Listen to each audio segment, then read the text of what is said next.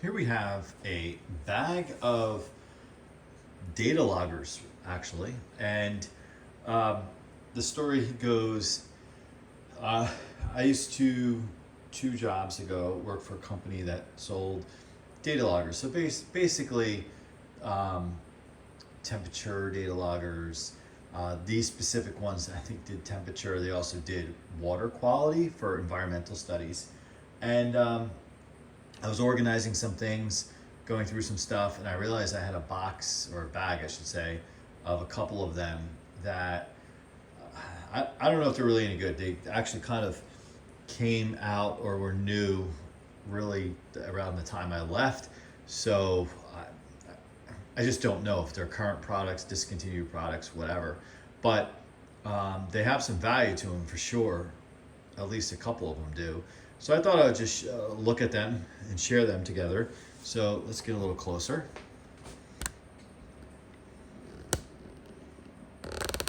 Okay. All right, so I'm just kind of randomly reaching here and kind of show you what we got.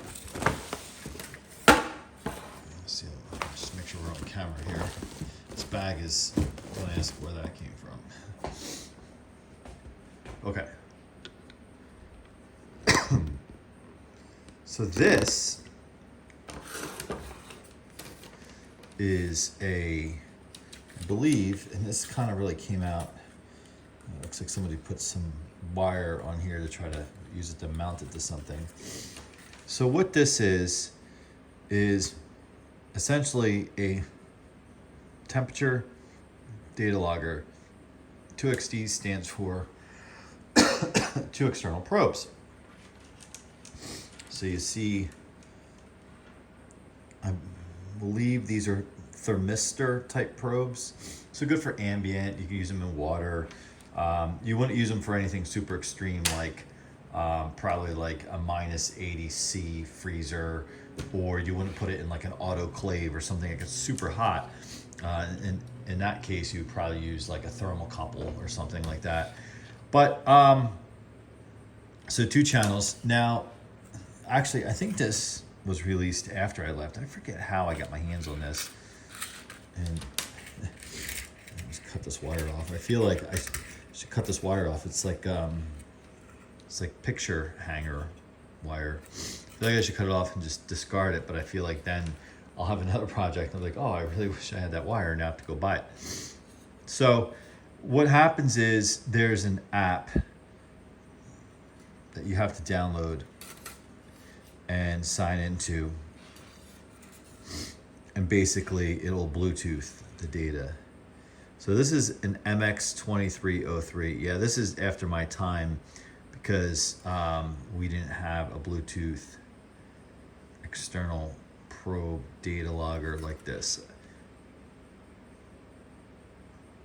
So you can see it's CE compliant, assembled in the US. Yep, right on Cape Cod. I'm trying to see if there's some kind of date code on this.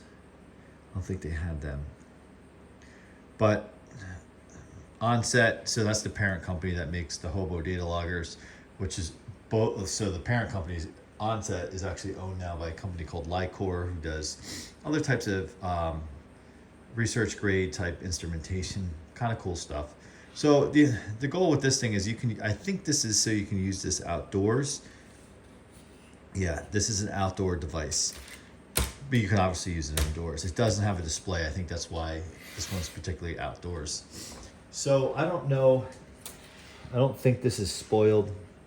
Like, meaning I think it's just a battery change, and it would probably be good to go. In fact, let me go get a screwdriver. Okay, so let's just open this up.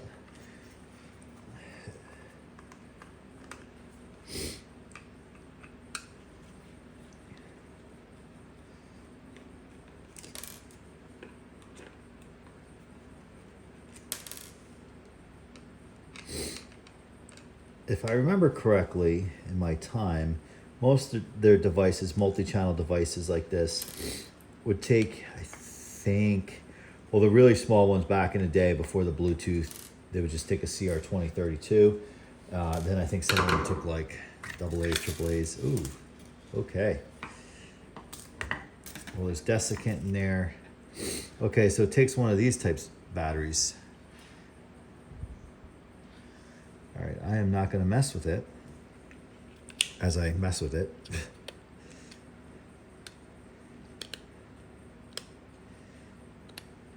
Well, it doesn't seem to be corroded, and that's kind of what I was after. No, we're in good shape.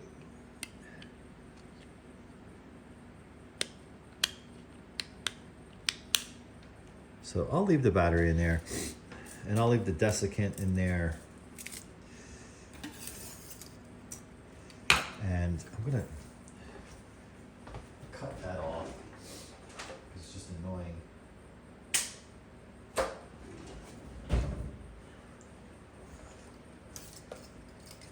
Yeah, this is like picture wire, frame wire, or whatever you call it. Yeah, so this I don't even know if it was really ever used because it is in mint condition. So we're gonna go ahead and just put this back together. Probably needs a battery. Well, and I'm not gonna go through the time of downloading the app to my phone because I'm not gonna use this. I think my time, for the time being, I've spent almost 15 years at 2 different data logger companies, and I'm kind of data loggered out at the moment. Meaning, not that I don't like data loggers, and I love this stuff actually, but I used to have like pretty elaborate systems deployed in my home to tell temperature of like every room, the humidity of every room, set alarms, low level alarms, high level alarms, just like crazy. And then it just got to be too crazy, so I stopped because I can play with them at work. All right, so there's that. What else do we have in the magical bag? This here is called a Pendant data logger, and this is an updated version since my time, and I believe like you can use this to affix to something. Like, yeah, you could, mount it, put a zip tie through it, however you want to do it, right? And I believe this is a Bluetooth device.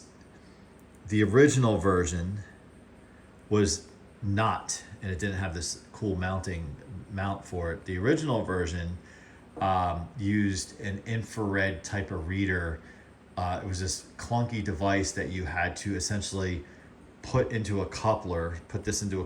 Just picture this mounting device, not here in the actual data logger. Put it into a coupler, which that coupler connected to like an IR reader, and you had to squeeze the handle on the coupler and then like watch the lights on the what they call a shuttle, because it would shuttle the data off the data logger out in the field. It was waterproof, all that kind of stuff. So the knock on it was that was like old technology at that point. So they must have released a Bluetooth version, which is cool. I think these I forget how long the battery life on the original ones were, but once they're gone because they're like essentially epoxied. I don't know if that's still how this works. Yeah, so pretty cool. We'll probably cancel that one out. What else do we have? Okay, so this definitely was not around when I was there. There was talk of it. This is a pH data logger. Obviously, it monitors pH in the water. How it does it, I don't know because I wasn't there for this. And I had opened this earlier and there was liquid in there, so I dumped it out, let it dry. So there's clearly residue. This was maybe deployed once, twice, I don't know. These things aren't cheap either. I don't know how much this one goes for new, but they're reusable. You can recalibrate them. Yeah, I'm not sure how these are. I'm not sure how this is read, if it's Bluetooth or what the deal is. I think their new devices are Bluetooth. Yeah, cool. These are cool instruments. The customers of this stuff were really awesome to talk to because they're typically scientists, very bright people, PhDs. So this last one here, this dissolved oxygen lager, or what we call the dew lager, this came out my last couple of years there with the company. So protective boot. Let's see, I still remember my stuff. I think this is a anti-fouling guard, if I remember correctly.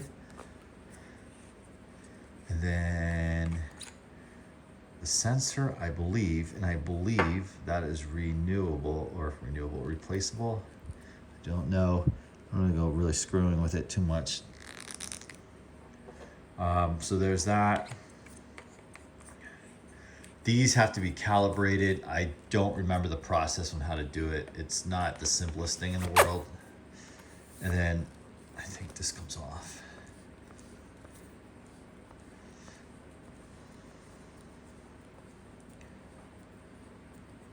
Yeah. So this, okay. If I remember now, this is also that optically read IR reader or shuttle, if I talked about on how to read out the old pendants. I think it was used to read out this too, and I think this was the side it did it on, and I think that's where you got your lights. I think I could be wrong, but I'm pretty sure. So that shuttle shipped with a bunch of different couplers, regardless if you actually had the data loggers for it or not. So in case you did, you would always have the coupler. It's like having all the tools in the toolbox. This thing, I think, retails, I think $1,200, $1,400 new. It's an expensive piece of equipment.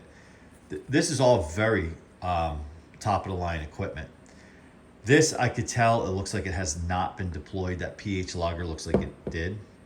Now, from what I understand, they make a lot of these devices where they're Bluetooth. So yeah, you still have to get them out of the water. But you would then, just be in proximity of them and then put them back down. Pretty cool.